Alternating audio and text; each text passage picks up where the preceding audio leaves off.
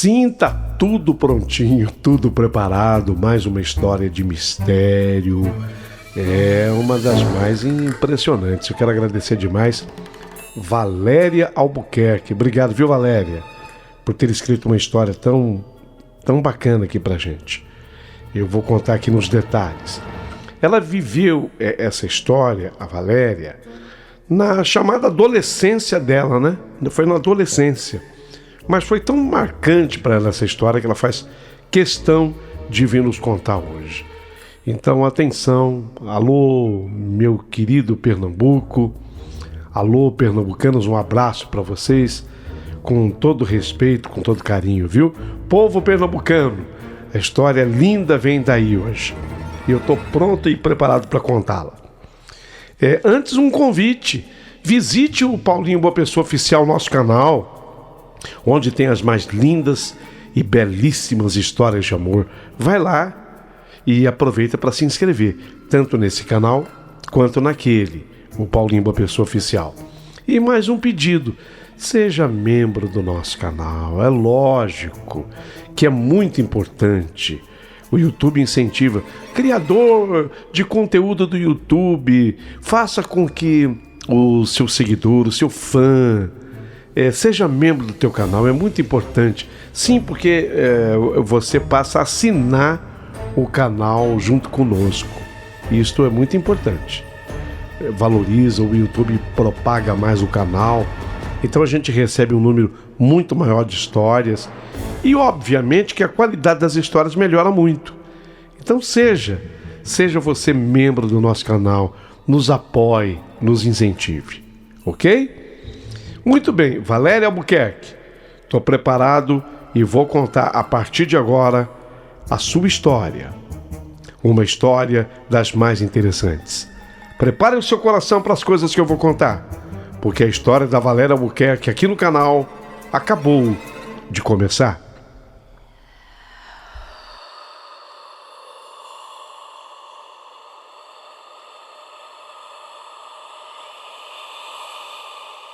Mistérios da Meia-Noite.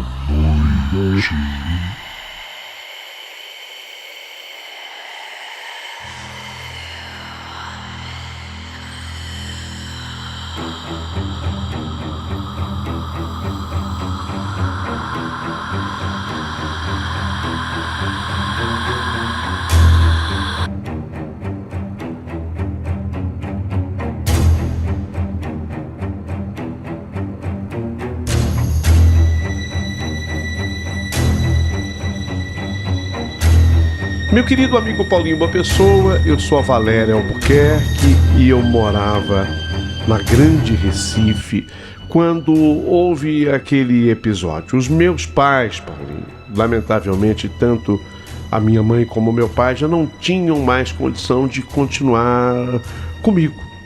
Não dava mais. Nós éramos em 3 filhos. Então, eu que tinha chegado à idade de 12 anos, eu era assim a mais velha e eu estava vendo muitos maus exemplos em casa, mas hoje eu peço desculpas, eu não quero discutir aqui a situação do papai e da mamãe. Eu quero contar a minha história. Então, o meu avô, que era um militar, o avô Tenório, ele havia com muito orgulho servido ao exército de Recife, o famoso Forte de Guararapes. Meu avô fez carreira militar. Ele chegou a primeiro tenente do Exército Brasileiro, ali em Recife. E ele era primeiro tenente reformado. Meu avô ganhava bem. Para que vocês tenham uma ideia, eu vou dar assim um salário aproximado. Na reforma, como primeiro tenente, ele ganhava assim uns 13 mil reais. Era o bastante para ter uma vida confortável naquela região do interior do Pernambuco, onde ele vivia, onde ele morava. E aí o meu avô, militar, o avô Tenório, ele achou por bem me buscar, porque realmente meus pais não tinham mais condição de continuar com os 3. Então o vovô, ele resolveu, me resgatar dentro daquilo que ele acreditava que fosse a melhor educação para mim. Eu arrumei as minhas coisas, meu avô já estava me esperando no terraço lá de casa, pronto para me levar embora, para que eu fosse morar com ele e a mulher dele do segundo casamento, que era a Maria José. Eu, assim, a princípio, se você perguntasse, você quer, Valéria, morar com o vô Tenório? Não queria. Não queria porque, por pior, desculpa usar a expressão, um dia eu volto para contar a história dos meus pais, mas por pior que meus pais fossem, a gente sempre prefere ficar com o pai e com a mãe. Mas eu não tinha muita escolha não com 12 anos. Meu avô, você imagina, militar, primeiro tenente reformado, o homem tinha fama de ditador, assim, autoritário, sabe? Aquela educação, a gente não pode condenar, é aquela disciplina militar, sabe? Autoritário, mas também ele era um homem bom. O meu avô sempre foi um homem bom. No entanto, entenda o que eu estou falando, ele era um homem linha dura. Seria uma nova jornada que iria iniciar na minha vida. Eu não teria, assim, grande oportunidade de olhar para trás, não. Eu teria um novo lar me esperava e olha, Paulinho, sem perspectiva nenhuma de eu voltar. Depois, através da janela do Fusca, era o carro do meu avô naquele momento, ao dobrar a esquina, eu já vi a casa do meu avô naquela cidade do interior do Pernambuco. Era uma casa grande, imponente, 3 quartos, um terraço, uma varandinha que dava para o quintal imenso. Havia pé de caju nos fundos da casa, que dava um caju docinho, sem contar as outras árvores frutíferas, a goiabeira, a mangueira. A princípio, 12 anos, quando eu cheguei, eu gostei do que eu vi, mas não do que eu senti. A sensação era como se eu estivesse sendo observada assim que eu cheguei na casa. E ao mesmo tempo, a depender do cômodo que eu passava, eu sentia uns calafrios que me percorriam até a espinha. Eu olhava assim ao redor na esperança vã de ver alguma coisa, mas eu não via nada, não encontrava nada e nem ninguém. Essa impressão me acompanhou durante toda a minha estadia ali naquela casa, e a minha estadia na casa do vovô durou bastante. Depois eu conto, não é importante que eu conte agora.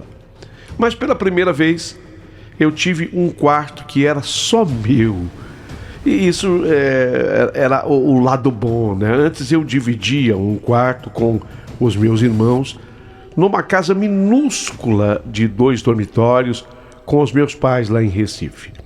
Apesar do aperto, eu sempre tinha alguém por perto.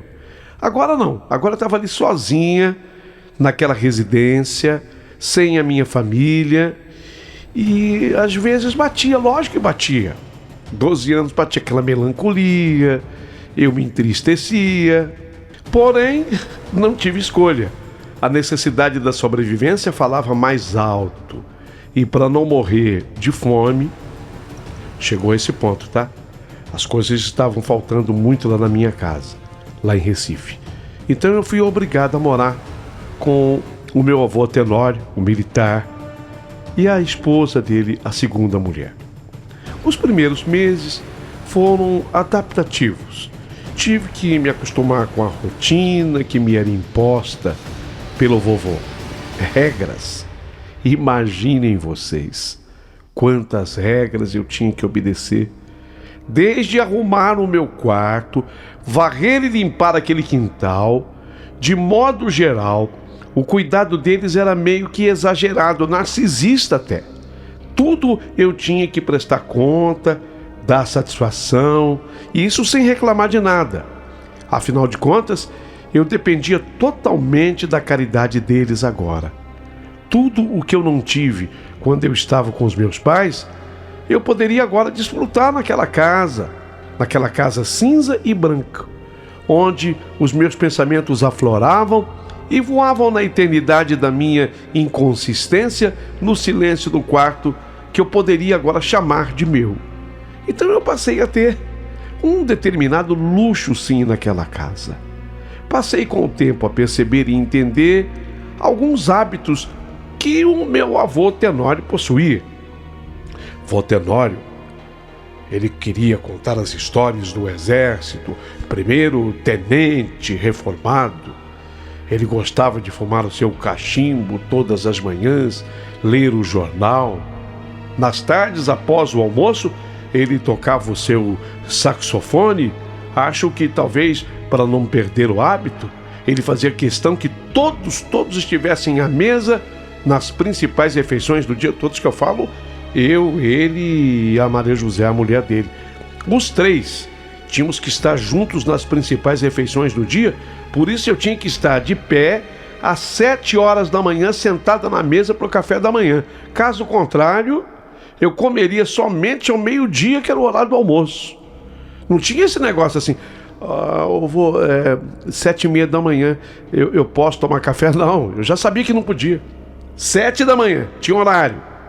Coisa de militar. E apesar do meu avô estar casado com a atual esposa, eu descobri depois de um tempo, que ele costumava acender velas todas as sextas-feiras para a afinada mulher do vovô, que era a minha avó Lúcia. E ele fazia isso toda sexta-feira, como ele também fazia para outros entes queridos já falecidos. Só que ele fazia isso num quarto que ficava isolado. E esse quarto a gente chamava de quarto das orações. Ficava no final do corredor, perto da cozinha. Eu descobri que ele era o vovô adepto à doutrina espírita kardecista e, ao mesmo tempo, ele frequentava também a Igreja Católica.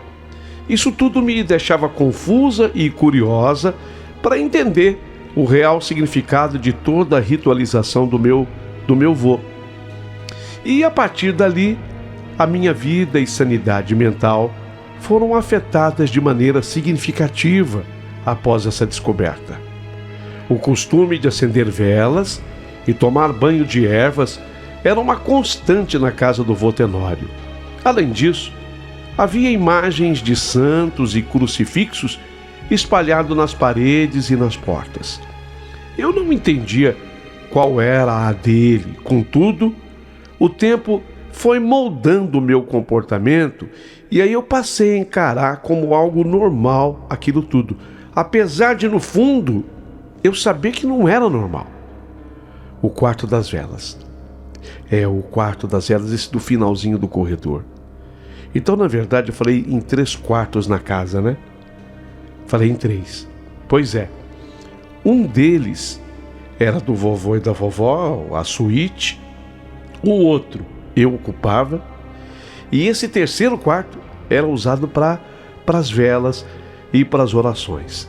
Era assim que era chamado, o quarto das velas. Ele vivia trancado, mas a porta não era fechada com chave.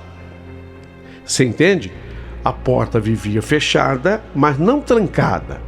Assim, certo dia, eu estava lá no quintal, sentada num balanço, debaixo do pé da goiabeira, quando eu vi o meu avô sair do quarto, acompanhado por 2 homens de branco. Os 2 homens eram altos e fortes. De onde eu estava, era possível ver toda a movimentação na cozinha. Então eu me levantei assim devagar e sorrateiramente eu fui em busca de respostas para minha curiosidade de menina adolescente, né? Da menina / adolescente, 12 anos. Quando eu cheguei na cozinha, não tinha ninguém. Segui com o meu plano. Fiquei em frente à porta do quarto. Aí eu peguei a maçaneta daquele quarto das velas e girei a maçaneta. Levemente a porta se abriu.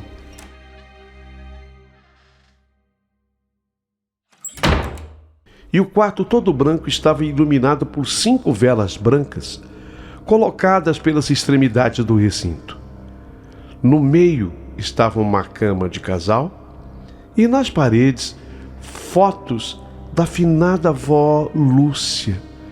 E também, além da avó Lúcia, tios, avós, o Mário Lúcio, a Regininha, o Fernando, o Ricardo. Eram pessoas que já tinham morrido da família. da família do vovô. Sem contar algumas imagens num pequeno altar. Aquilo tudo causou em mim um espanto e um impacto profundo que eu nem saberia explicar com palavras. Eu não imaginava nunca que fosse daquele jeito. Ao sair do quarto, eu me deparei com meu avô parado em pé, próximo à porta sem dizer nada e olhando fixamente para mim. Eu levei assim aquele susto, baixei a cabeça e eu saí sem nem olhar para trás, e o medo que eu tava. No dia seguinte, eu acordei moída. Você sabe o que é acordar moída? Eu acordei moída, o corpo todo dolorido, como se eu tivesse levado uma surra de galho de goiabeira. Eu fui devagar tomar o café, lógico, 7 da manhã em ponto. O vô Tenório e a avó postiça, Maria José, estavam lá à mesa. Quando eu me sentei, Ai, sabe, quando você sente e geme? Eu tava com meu corpo moído. Quando eu sentei, eu gemi com um pouco de dor. Pelo olhar do vovô, ele sabia exatamente o que eu tinha. Tanto é que ele falou: sua mocinha, isso aí é resultado de gente muito curiosa. Mexer onde não deve, dá nisso aí. Disse ele assim, daquele jeito dele, tranquilo de ser, mas ao mesmo tempo tão duro, tão firme. Eu não entendia o que estava acontecendo comigo, tanto que eu falei: eu não entendo porque eu tô toda dolorida assim, tá tudo doendo, vô. Por que o senhor está falando isso? Eu não caí, eu não andei de bicicleta, eu só fiquei um pouco no balanço, mas isso não justifica porque meu corpo dói tanto desse jeito. Aí ele chegou no ponto. Sua mocinha, mas você, Valéria, entrou no meu quarto sem autorização. O seu corpo dói pela sua desobediência. Ele olhou em mim e prosseguiu: lembra do que eu lhe falei assim que pusestes os pés aqui nessa casa? Se não lembra, irei refrescar agora a sua memória. Não entre neste quarto sem permissão. Apontei o quarto, mostrei a porta e até lhe disse: a porta fica sempre fechada, mas não com chave. Então isso vai depender única e tão somente da sua obediência. Já que você foi teimosa, teve consequência. E olha que as consequências poderiam ainda ter sido piores. Ele concluiu sem tirar os olhos do prato. Mas, vô, eu não acredito nessas coisas. Eu retruquei sem medo. Eu acredito em Deus, no Filho de Deus, acredito em Jesus. Valéria, minha querida, não se brinca com o sobrenatural.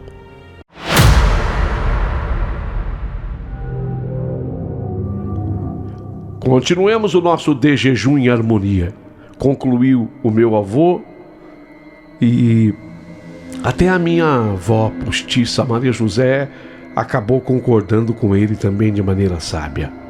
Mas eu não fui convencida de que aquelas dores do meu corpo, elas se deviam à minha entrada naquele quarto. As dores continuaram por alguns dias pelo meu corpo. Se foi mesmo pela entrada no quarto das velas, eu já sei que o que existe ali dentro era algo realmente muito forte mesmo. Eu observei ainda naquele mesmo dia, quando eu entrei no quarto das velas, que na parede, próxima à cama dele, tinha um espelho. Esse espelho me parecia um espelho decorativo, mas era em formato de losango. Sabe aquele losango da bandeira brasileira? Exatamente aquele. Era assim. Parecia aquele losango da bandeira brasileira, mas feito em espelho. E bem no meio dele existia uma imagem metalizada, que eu não pude identificar direito, mas para mim parecia que era Jesus numa cruz. Eu não consegui enxergar direito, eu não consegui ter essa visão. Meu corpo se arrepiou todinho. Eu senti como que se aquilo representasse algo muito além de um simples espelho. Algo sobrenatural e inexplicável.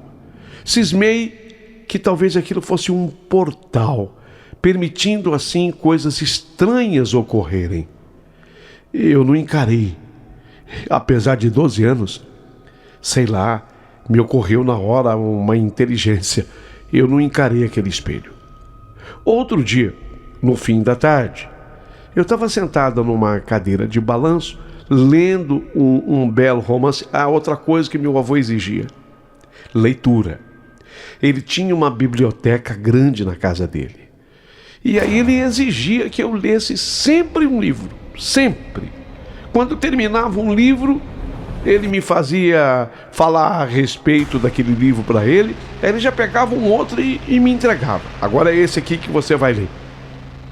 E aí eu estava lendo um desses livros, era um romance, eu me lembro bem que era um romance, quando de repente aconteceu um relâmpago assim na casa que clareou toda aquela casa, deixando-me com calafrios por todo o corpo. De onde eu estava, deu para ver toda a extensão da casa, inclusive o corredor de acesso ao quarto das velas. Ao olhar atentamente, eu notei o gato da minha avó. A minha avó postiça, Maria José, ela tinha um gato que ela chamava de Feijó. O Feijó, ele estava bem ao lado da porta do quarto das velas, olhando atentamente assim para cima, como que hipnotizado. Então eu me levantei e fui até lá. Nesse dia não tinha ninguém em casa, apenas eu, o gato Feijó, naquele ambiente silencioso e ao mesmo tempo sombrio, que enchia o meu imaginário de coisas além da minha compreensão. Ao caminhar na direção onde estava o Feijó, eu tive a impressão de ter escutado uma batida vinda de lá de dentro do quarto. Sabe quando alguém bate, parece que na porta? De dentro do quarto. A porta sempre fechada, não com chave, mas a batida na porta. Eu não tive medo e nem quis correr. Eu apenas segui determinada a achar que não foi nada. Até que um vento forte fez a porta da cozinha se abrir, quase derrubando-a a mim, e o gato, o Feijó, miou nessa hora. Só que ele miou de uma maneira descontrolada e um tanto quanto violenta. E aí ele ficou todo arrepiado, o gato, sabe? Para acalmá-lo, eu coloquei o gato em meus braços e fechei a porta da cozinha. E acabei colocando de pé tudo aquilo que a ventania havia derrubado. De volta ao corredor, ainda com o Feijó nos meus braços, eu ouvi uma voz parecida com a voz do meu avô me chamar. Eu olhei na direção da porta de entrada da casa e não vi ninguém. A porta do quarto das velas estava diante de mim. A vontade era abri-la, mas as lembranças das palavras do meu avô vieram em meus pensamentos, me impedindo de entrar no quarto. Você ficou com dores no corpo, mas as consequências poderiam ainda ser piores. Passava de 5 horas da tarde. O silêncio sepulcral havia naquele ambiente, sabe? E eu continuava em frente à porta do quarto das velas. Na minha visão periférica, eu tive a impressão de ter visto uma sombra atravessar o corredor. Eu olhei imediatamente para lá. O Feijó, o gato, ele se assustou e ele pulou do meu colo. Quando o Feijó pulou do meu colo, eu ainda tentei voltar para a rede assim, tranquila, acreditando que talvez fosse tudo uma ilusão que estava me deixando confusa. Eu segui Adiante, no meio do corredor, eu senti uma presença e eu ouvi o que pareciam sussurros incompreensíveis. Me virei rapidamente e não tinha nada. E mais estranho ainda, muito mais estranho, eu comecei a passar mal, com náuseas, uma tontura agoniante. Tive que me segurar na parede para não cair. Os sussurros de antes viraram vozes, umas línguas fora da minha compreensão. Eu já estava prestes a desfalecer e braços me agarraram, me envolveram aqueles braços e aí eu não vi mais nada. Meio sonolenta, eu abri os olhos e aos poucos eu fui reconhecendo o meu quarto.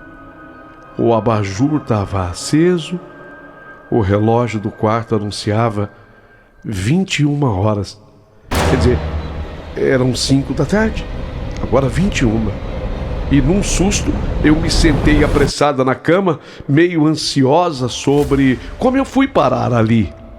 A última lembrança era de eu estar no corredor da casa com mal-estar, o gato Feijó junto a mim, aqueles braços que me envolveram. Ai, meu Deus! Eu corri, abri a porta do quarto, olhei desconfiada para fora e os meus avós já tinham chegado. Apareci na sala e a avó postiça, a Maria José, diga-se de passagem, uma boa pessoa. Ela perguntou se eu estava melhor. Melhorou, Valéria? Se eu tinha almoçado direito. Foi aí que eu soube como eu fui parar na cama. O meu avô Tenório, ele explicou. Ele me segurou exatamente no momento que eu desmaiei. Quando ele chegou em casa, eu estava desmaiando e ele me agarrou para eu não cair e bater a cabeça no chão. Os braços que eu senti, portanto, eram os braços dele. Mas aquela voz rouca, sussurrante, aquela voz não era. Aquela língua estrangeira, não, eu não identifiquei como inglês, não identifiquei como alemão, não identifiquei como japonês. Que língua era aquela? Eu tenho certeza que talvez não fosse nenhuma língua humana.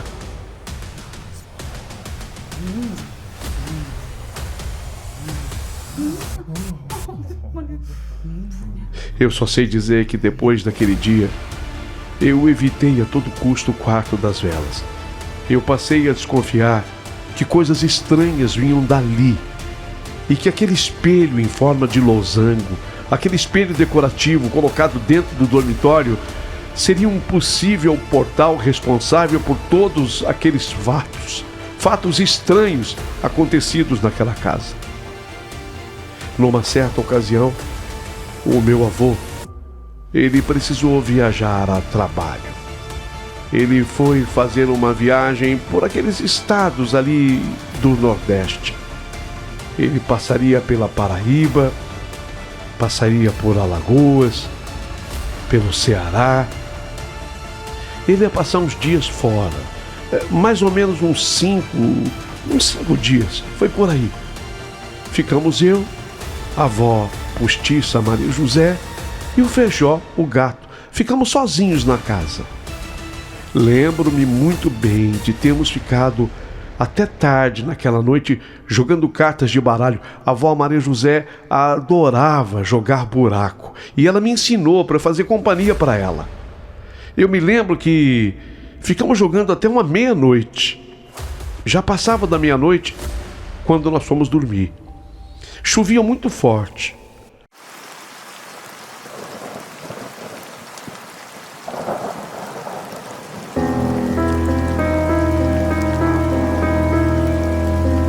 O vento assobiava lá fora, quase que cantando nos nossos ouvidos. Na penumbra da noite, ouvia-se o cantar dos grilos e inúmeros animais noturnos. Eu estava sem sono. Peguei um livro de contos para eu ler. Olha, livro era o que não faltava naquela casa. Eu peguei um livro desse, eu tinha aprendido com o meu avô Tenório, que a melhor maneira que existe para a gente dormir é lendo, porque, de acordo com o vovô, a teoria dele, na medida em que você vai esforçando as vistas para a leitura, os olhos vão diminuindo até que eles se fecham sozinhos. E realmente dá certo. Mas, em algum momento daquela leitura, eu cochilei e acordei sonolenta, ouvindo o que parecia um sussurro indecifrável bem no meu ouvido. Num ímpeto, eu abri os olhos. O quarto estava escuro. Eu estranhei o fato de não me lembrar de ter apagado as luzes. Guardei então o livro, peguei o lençol e deitei-me novamente na cama para tentar dormir. Acreditei que eu tivesse sonhado, porém a voz sussurrante parecia bem real. Assim que eu fechei os olhos, o som inaudível, vindo de uma voz rouca e grave, bradou nos meus ouvidos. E dessa vez eu tive a certeza de que não havia sonhado. Coloquei todos os travesseiros, uns três travesseiros tapando os meus ouvidos, e ainda assim eu conseguia ouvir aquela voz. O medo de que poderia ser aquilo me dominou a ponto de desespero, sabe? E o desespero me obrigou a sair imediatamente do quarto e bater impacientemente a porta do quarto da minha avó. Vó, abre, vó, abre aqui, por favor. Ali em pé, parada junto à porta do quarto, eu ouço a rouquidão fantasmagórica atrás de mim, falando de novo uma língua que não dava para o meu entendimento, aquela língua que não era humana. Como a minha avó não acordava, aquilo que não tinha corpo imprensou-me contra a porta, sabe? Começou a me imprensar, eu comecei a sentir a pressão no meu corpo, a ponto de eu começar a orar, até que foram sumindo todas as minhas forças. E quando eu estava prestes a desfalecer, a desmaiar, eu ainda podia ouvir o sussurro, foi se transformando numa gargalhada. A gargalhada começou a ecoar pelo corredor e me fez gritar no mais alto que eu pude gritar.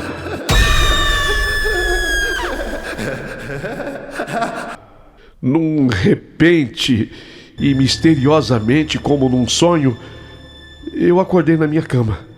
Acordei suada, trêmula e sem fôlego, agarrada a um crucifixo que pertencia ao quarto das velas. Fiquei muito assustada. E depois que eu estava totalmente consciente, aí sim, a minha avó já havia aberto a porta do quarto e nós acabamos aquela noite dormindo juntas.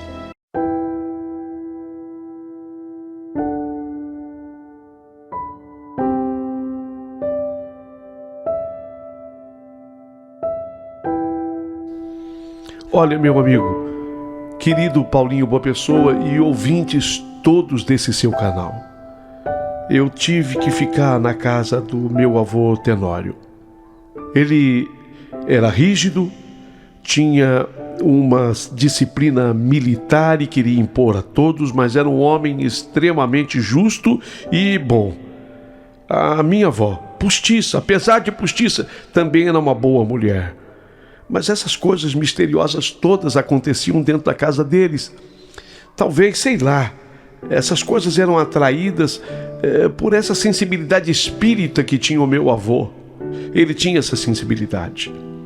Mas eu fiquei lá até meus 20 anos de idade, quer dizer, dos 12 aos 20, 8 anos, e convivendo com esse tipo de coisa. Foi ali que eu consegui entrar numa boa faculdade. A leitura daqueles livros da biblioteca do vovô me ajudaram a expandir a minha mente, a minha cabeça. Eu me formei advogada. Hoje eu atuo como advogada e não posso reclamar da minha vida. Mas, de maneira consciente, eu lhe digo, eu não consigo entender quais eram os mistérios havidos na casa do meu avô Tenório, que havia muita coisa impressionante que acontecia ali, eu não tenho dúvida. Hoje, conversando com o meu marido, que também é advogado, conversando com pessoas da minha família, até com os meus filhos, quando eu conto, as pessoas dizem: eu acho que talvez, sabe o que é, Valéria? Você estava vivendo um momento muito difícil, saiu com 12 anos de casa, de repente, há muita coisa da sua própria ilusão, a mistura infantil com a adolescência, a cabeça em transformação. Tudo isso é dito por pessoa que quer duvidar do que eu vivi. Mas eu posso garantir que tudo que eu vivi foi real. E eu adoraria receber a partir de agora os comentários de vocês.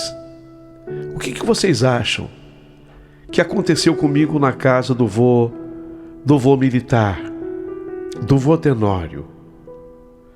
Hoje, lamentavelmente, ele já é falecido.